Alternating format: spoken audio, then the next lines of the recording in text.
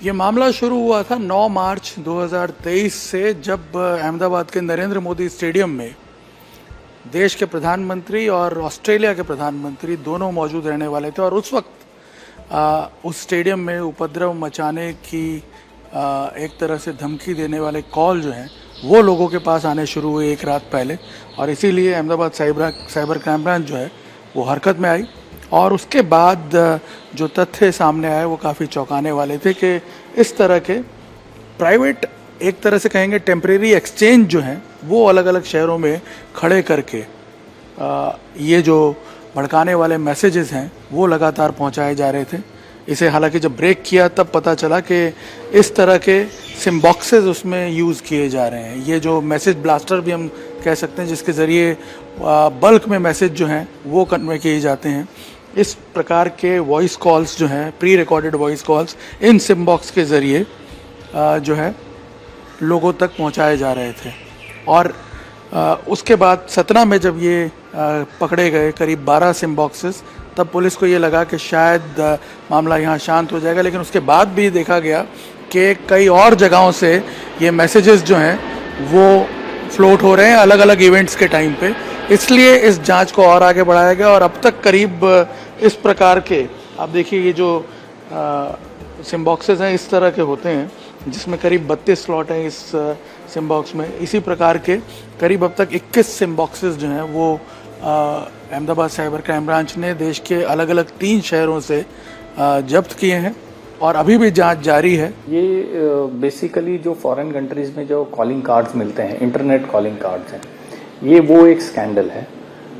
जैसे ये जो पर्टिकुलरली हमने जो केस पकड़े हैं उसके अंदर यूएई जो है मेन कंट्री, यूके है, कनाडा है, वहाँ के लोग जो इंटरनेट कॉल करते हैं, जो यहाँ के डोमेस्टिक कॉल पर जब एक इंटरनेट कॉल कन्वर्ट होती है तो उसका ये एक प्राइवेट एक्सचेंज है। इसमें बेनिफिट ये रहता है कि ये कॉस्ट में बहुत कम पड़ता है बहुत, और इसके अंदर वॉइस क्लैरिटी भी बहुत अच्छी होती है, जिससे मतलब आपका कम्युनिकेशन बहुत इजी हो जाता है। प्लस जिस कंट्री से ये कॉल आता है वो यहाँ के कोई भी डोमेस्टिक टावर का यूज होता नहीं है, तो जिससे ये कोई भी डोमेस्टिक टावर के अंदर लैच नहीं होता है, तो इसके अंदर ये पता नहीं चलता है कि ये कॉल कौन सी कंट्री से जनरेट हुआ है। तो ऐसे बेनिफिट्स इस पर्टिकुलरली सिम बॉक्सेस में आते हैं। और ये इसमें अभी तक मतलब जितने भी सिम बॉक्स हैं उसके अंदर 32 सिम कार्ड्स मिनिमम लगे हुए रहते हैं। तो जब भी कोई इंटरनेट कॉल आता है तो ये सिम बॉक्स में से किसी भी एक सिम कार्ड का यूज करके वो डोमेस्टिक मोबाइल पे वो फोन कन्वर्ट हो जाता है और सामने वाले को वो कॉल रिसीव होता है। अंदेशा ये है कि जो ऐसी ताकतें हैं, बैंड ऑर्गेनाइजेशंस हैं जिनका के संबंध खालिस्तानी फोर्सेस से भी है, वो अभी भी एक्टिव हो सकती हैं। और क्योंकि ये सारा प्रोडक्ट जो है ये मार्केट में इजीली अवेलेबल भी है, तो इसका और गलत तरीके से उपयोग हो सकता है। इसलिए लगातार सर्वेलेंस अभी जारी है। ह्यूमन इंटेलिजेंस का भी लगातार उपयोग किया जा रहा है, क्योंकि इनको आप किसी और तरीके से नहीं पकड़ सकते हैं। इसलिए पुलिस की हमेशा ये कोशिश रहती है कि जहाँ पे भी इस प्रकार के सामान की बिक्री हो रही है उसके बारे में जानकारी रियल टाइम में जुटाई जाए और वहाँ पे इन्वेस्टिगेट किया जाए चीज़ों को, जिसके बाद ये सफलता उनके हाथ लग रही है।